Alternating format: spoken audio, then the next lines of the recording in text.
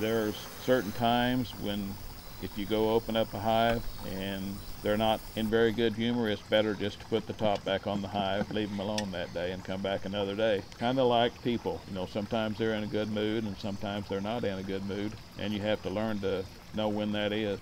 I'm Kenny Fisher, and I'm a beekeeper, and I live in Carbondale, Illinois. I've been in beekeeping about 6 years. And I'm Phyllis Fisher, and the wife of a beekeeper. I try to keep up with what's going on with the bees and learn more every year.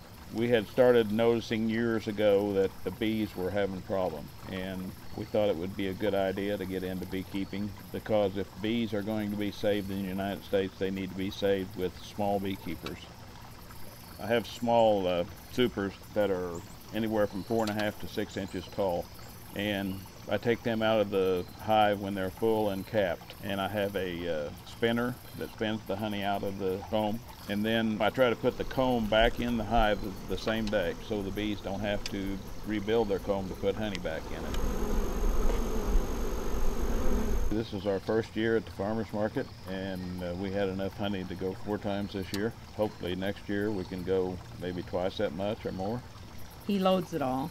He sets up the table, and then I make sure the tablecloth's out.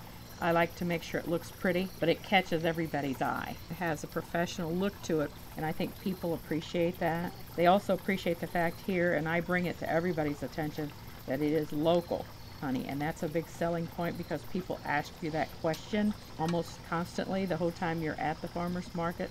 And when you tell them it's from Carbondale, they're interested because they're looking for something to help them.